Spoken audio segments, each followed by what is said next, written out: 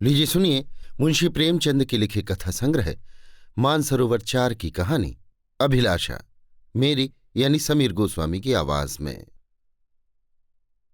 कल पड़ोस में बड़ी हलचल मची। एक पानवाला अपनी स्त्री को मार रहा था। वो बेचारी बैठी रो रही थी, पर उस निर्दयी को उस पर लेश मात्र भी दया न आती थी। आखिर स्त्री को भी क्रोध आ गया। उसने खड़े होकर कहा, बस अब मारोगे तो ठीक न होगा। आज से मेरा तुझसे कोई संबंध नहीं। मैं भीख मांगूंगी पर तेरे घर ना आऊंगी।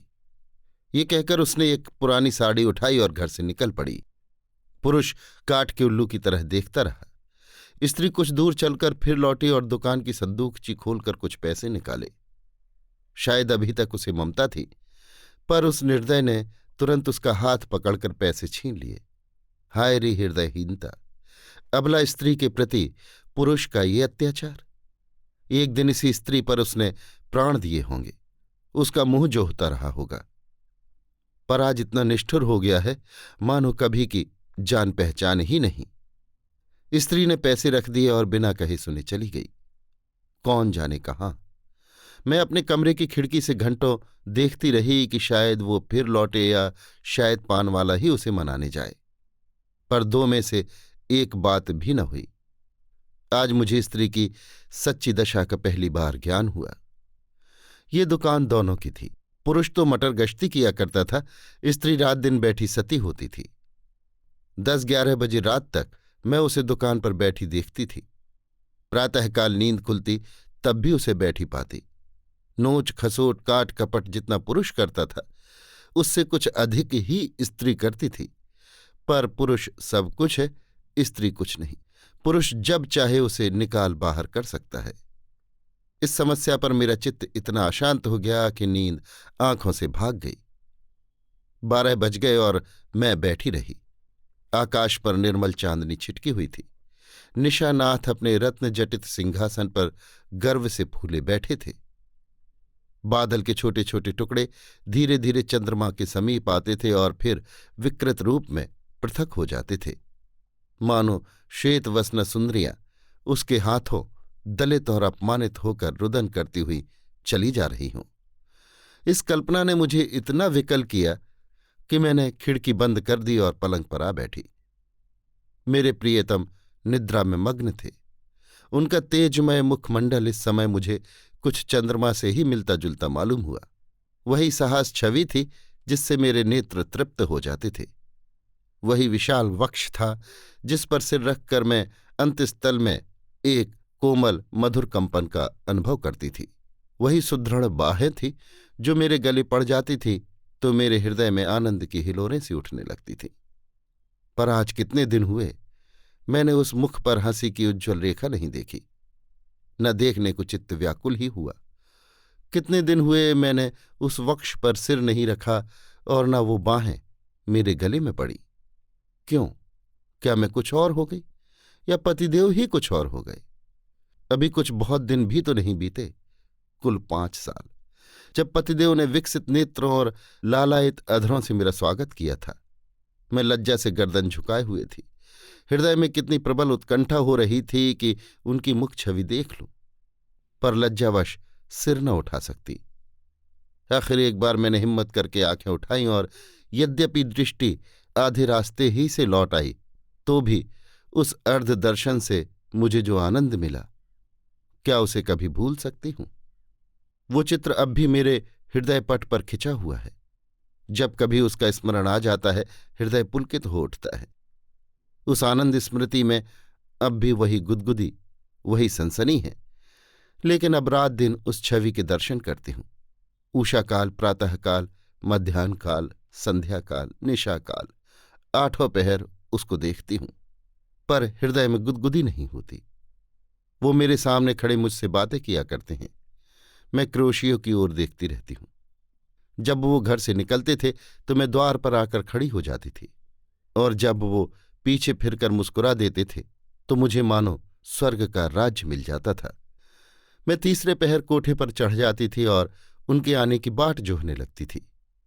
उनको दूर से आते देखकर मैं उन्मत्त सी होकर नीचे आती और द्वार पर जाकर उनका अभिवादन करती। पर अब मुझे ये भी नहीं मालूम होता कि वो कब जाते और कब आते हैं। जब बाहर का द्वार बंद हो जाता है तो समझ जाती हूं कि वो चले गए। जब द्वार खुलने की आवाज आती है तो समझ जाती हूं कि आ गए। समझ में नहीं आता कि मैं ही कुछ और हो गई हूं या पतिदेव ही कुछ और हो गए हैं। तब वो घर में बहुत ना आते थे। जब उनकी आवाज कानों में आ जाती तो मेरी देह में बिजली सी दौड़ जाती थी। उनकी छोटी छोटी बातों, छोटे छोटे कामों को भी मैं अनुरक्त मुग्ध नेत्रों से देखा करती थी। वो जब छोटे लाला को गोद में उठाकर प्यार करते थे, जब टॉमी का सिर थपथपाकर उसे लिटा देते थे, जब बूढ़ी भक्तिन को चिढ़ाकर भाग जाते थे, जब बाल्टियों में पानी भर भर पौधों को सींचते थे, तब ये आंखें उसी ओर लगी रहती थी। पर अब वो सारे दिन घर में रहते हैं, मेरे सामने हंसते हैं, बोलते हैं, मुझे खबर भी नहीं होती। न जाने क्यों। तब किसी दिन उन्होंने फूलों का एक गुलदस्ता मेरे हाथों में रख दिया था और मुस्कुराए थे। वो प्रणय का उपहार पाकर मैं फूली न समाई थी। केवल थोड़े से फूल और पत्तियां थीं, पर उन्हें देखने से मेरी आंखें किसी भांति तृप्ति ही न होती थीं। कुछ देर हाथ में लिए रही, फिर अपनी मेज पर फूलदान में रख दिया। कोई काम करती होती तो बार बार आकर उस गुलदस्ते को देख जाती। कितनी बार उसे आंखों से लगाया, कितनी बार उसे चूमा। कोई 1,00,000 रुपए भी देता तो उसे न देती। उसकी एक एक पंखुड़ी मेरे लिए एक एक रत्न थी। जब वो मुरझा गया तो मैंने उसे उठाकर अपने बक्स में रख दिया था। तब से उन्होंने मुझे हजारों चीजें उपहार में दी हैं। एक से एक रत्न जटित आभूषण हैं, एक से एक बहुमूल्य वस्त्र हैं, और गुलदस्ते तो प्रायः नित्य ही लाते हैं। लेकिन इन चीजों को पाकर वो उल्लास नहीं होता। मैं उन चीजों को पहनकर आईने में अपना रूप देखती हूं और गर्व से फूल उठती हूं। अपनी हमजोलियों को दिखाकर अपना गौरव और उनकी ईर्ष्या बढ़ाती हूं। बस अभी थोड़े ही दिन हुए उन्होंने मुझे चंद्रहार दिया है। जो इसे देखता है मोहित हो जाता है। मैं भी उसकी बनावट और सजावट पर मुग्ध हूं। मैंने अपना संदूक खोला और उस गुलदस्ते को निकाल लाई। आह! उसे हाथ में लेते ही मेरी एक एक नस में बिजली दौड़ गई। हृदय के सारे तार कंपित हो गए। वो सूखी हुई पंखुड़ियां, जो अब पीले रंग की हो गई थी, बोलती हुई मालूम होती थी। उसके सूखे मुरझाए हुए मुखों के अस्फुटित, कंपित, अनुराग में डूबे शब्द साएं साएं करके निकलते हुए जान पड़ते थे। किंतु वो रत्न जटित, कांति से दमकता हुआ हार स्वर्ण और पत्थरों का एक समूह था, जिसमें प्राण न थे, संज्ञा न थी, मर्म न था। मैंने फिर गुलदस्ते को चूमा, कंठ से लगाया, आर्द्र नेत्रों से सींचा और फिर संदूक में रख आई। आभूषणों से भरा हुआ संदूक भी उस एक स्मृति चिन्ह के सामने तुच्छ था। ये क्या रहस्य था? फिर मुझे उनके एक पुराने पत्र की याद आ गई। उसे उन्होंने कॉलेज से मेरे पास भेजा था। उसे पढ़कर मेरे हृदय में जो आनंद हुआ, जो तूफान उठा था, आंखों से जो नदी बही थी, क्या उसे कभी भूल सकती हूं? उस पत्र को मैंने अपनी सुहाग की पिटारी में रख दिया था।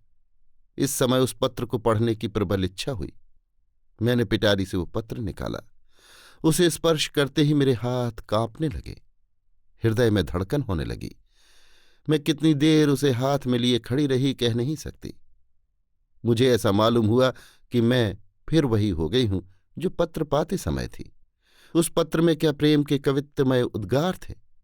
क्या प्रेम की साहित्यिक विवेचना थी? क्या वियोग व्यथा का करुण क्रंदन था? उसमें तो प्रेम का एक शब्द भी न था। लिखा था, कामिनी, तुमने 8 दिनों से कोई पत्र नहीं लिखा। क्यों नहीं लिखा? अगर तुम मुझे पत्र न लिखोगी तो मैं होली की छुट्टियों में घर न आऊंगा, इतना समझ लो। आखिर तुम सारे दिन क्या करती हो? मेरे उपन्यासों की अलमारी खोल ली है क्या? आपने मेरी अलमारी क्यों खोली? समझती होगी मैं पत्र न लिखूंगी तो बच्चा खूब रोएंगे और हैरान होंगे। यहां इसकी परवाह नहीं। 9 बजे रात को सोता हूं तो 8 बजे उठता हूं। कोई चिंता है तो यही कि फेल न हो जाऊं। अगर फेल हुआ तो तुम जानोगे। कितना सरल, भोले भाले हृदय से निकला हुआ, निष्कपट, मानपूर्ण आग्रह और आतंक से पत्र भरा हुआ था, मानो उसका सारा उत्तरदायित्व मेरे ही ऊपर था। ऐसी धमकी क्या अब भी वो मुझे दे सकते हैं? कभी नहीं। ऐसी धमकी वही दे सकता है जो न मिल सकने की व्यथा को जानता हो, उसका अनुभव करता हो। पतिदेव अब जानते हैं इस धमकी का मुझ पर कोई असर न होगा। मैं हंसूंगी और आराम से सोऊंगी, क्योंकि मैं जानती हूं वो अवश्य आएंगे और उनके लिए ठिकाना ही कहाँ है, जा ही कहाँ सकते हैं। तब से उन्होंने मेरे पास कितने पत्र लिखे हैं। 2 दिन को भी बाहर जाते हैं तो जरूर एक पत्र भेजते हैं, और जब 10-5 दिन को जाते हैं तो नित्य प्रति एक पत्र आता है।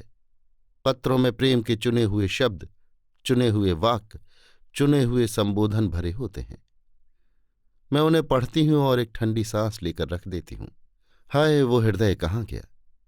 प्रेम के इन निर्जीव भावशून्य कृत्रिम शब्दों में वो अभिन्नता कहाँ है? वो रस कहाँ है? वो उन्माद कहाँ है? वो क्रोध कहाँ है? वो झुंझलाहट कहाँ है? उनमें मेरा मन कोई वस्तु खोजता है, कोई अज्ञात अव्यक्त अलक्षित वस्तु, पर वो नहीं मिलती। उनमें सुगंध भरी होती है। पत्रों के कागज आर्ट पेपर को मात करते हैं, पर उनका ये सारा बनाव संवार किसी गत यौवना नायिका के बनाव सिंगार के सदृश ही लगता है। कभी कभी तो मैं पत्रों को खोलती भी नहीं। मैं जानती हूं उनमें क्या लिखा होगा। उन्हीं दिनों की बात है, मैंने तीजे का व्रत किया था। मैंने देवी के सम्मुख सिर झुकाकर वंदना की थी, देवी, मैं तुमसे केवल एक वरदान मांगती हूं। हम दोनों प्राणियों में कभी विच्छेद न हो, और मुझे कोई अभिलाषा नहीं। मैं संसार की और कोई वस्तु नहीं चाहती। तब से 4 साल हो गए हैं और हम में एक दिन के लिए भी विच्छेद नहीं हुआ। मैंने तो केवल वरदान मांगा था।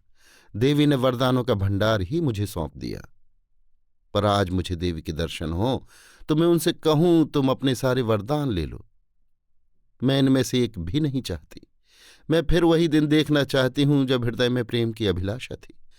तुमने सब कुछ देकर मुझे उस अतुल सुख से वंचित कर दिया जो अभिलाषा में था। मैं आपकी देवी से वो दिन दिखाने की प्रार्थना करूं जब मैं किसी निर्जन जल तट और सघन वन में अपने प्रियतम को ढूंढती फिरूं। नदी की लहरों से कहूं, मेरे प्रियतम को तुमने देखा है? वृक्षों से पूछूं, मेरे प्रियतम कहाँ गए? क्या वो सुख मुझे कभी प्राप्त न होगा? उसी समय मंद शीतल पवन चलने लगा। मैं खिड़की के बाहर सिर निकाले खड़ी थी। पवन के झोंके से मेरे केश की लटें बिखरने लगी। मुझे ऐसा आभास हुआ मानो मेरे प्रियतम वायु के इन उच्छ्वासों में हैं। मैंने फिर आकाश की ओर देखा। चांद की किरणें चांदी के जगमगाते तारों की भांति आंखों से आंख में चौनी सी खेल रही थीं।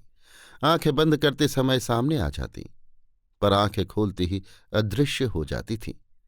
मुझे उस समय ऐसा आभास हुआ कि मेरे प्रियतम उन्हीं जगमगाते तारों पर बैठे आकाश से उतर रहे हैं।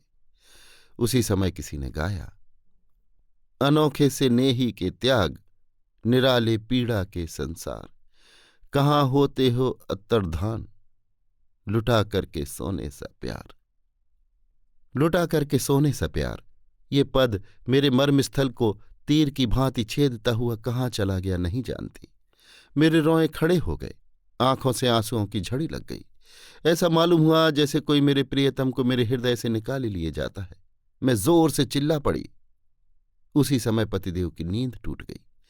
वो मेरे पास आकर बोले, क्या अभी तुम चिल्लाई थी? अरे, तुम तो रो रही हो, क्या बात है? कोई स्वप्न तो नहीं देखा? मैंने सिसकते हुए कहा, रोना तो क्या हंसू। स्वामी ने मेरा हाथ पकड़कर कहा, क्यों, रोने का कोई कारण है या यूं ही रोना चाहती हो? क्या मेरे रोने का कारण तुम नहीं जानते? मैं तुम्हारे दिल की बात कैसे जान सकता हूं? तुमने जानने की कभी चेष्टा की है? मुझे इसका सान गुमान भी न था कि तुम्हारे रोने का कोई कारण हो सकता है। तुमने तो बहुत कुछ पढ़ा है, क्या तुम भी ऐसी बात कह सकते हो? स्वामी ने विस्मय में पढ़कर कहा, तुम तो पहेलियां बुझवाती हो। क्यों, क्या तुम कभी नहीं रोते? मैं क्यों रोने लगा? तुम्हें अब कोई अभिलाषा नहीं है? मेरी सबसे बड़ी अभिलाषा पूरी हो गई, अब मैं और कुछ नहीं चाहता। ये कहते हुए पतिदेव मुस्कुराए और मुझे गले से लिपटा लेने को बढ़े। उनकी ये हृदयहीनता उस समय मुझे बहुत बुरी लगी। मैंने उन्हें हाथों से पीछे हटाकर कहा, मैं इस स्वांग को प्रेम नहीं समझती। जो कभी रो नहीं सकता वो प्रेम नहीं कर सकता। रुदन और प्रेम दोनों एक ही स्रोत से निकलते हैं। उसी समय फिर उस गाने की ध्वनि सुनाई दी। अनोखे से नेही के त्याग, निराले पीड़ा के संसार, कहाँ होते हो अत्तरधान, लुटा करके सोने सा प्यार। पतिदेव के मुख की वो मुस्कुराहट लुप्त हो गई। मैंने उन्हें एक बार कांपते देखा। ऐसा जान पड़ा उन्हें रोमांच हो रहा है। सहसा उनका दाहिना हाथ उठकर उनकी छाती तक गया। उन्होंने लंबी सांस ली और उनकी आंखों से आंसू की बूंदें निकलकर गालों पर आ गई। तुरंत मैंने रोते हुए उनकी छाती पर सिर रख दिया और उस परम सुख का अनुभव किया जिसके लिए कितने दिनों से मेरा हृदय तड़प रहा था। आज फिर मुझे पतिदेव का हृदय धड़कता हुआ सुनाई दिया। आज उनके स्पर्श में फिर स्फूर्ति का ज्ञान हुआ। अभी तक उस पद के शब्द मेरे हृदय में गूंज रहे थे। कहाँ होते हो अंतर्धान, लुटा करके सोने सा प्यार।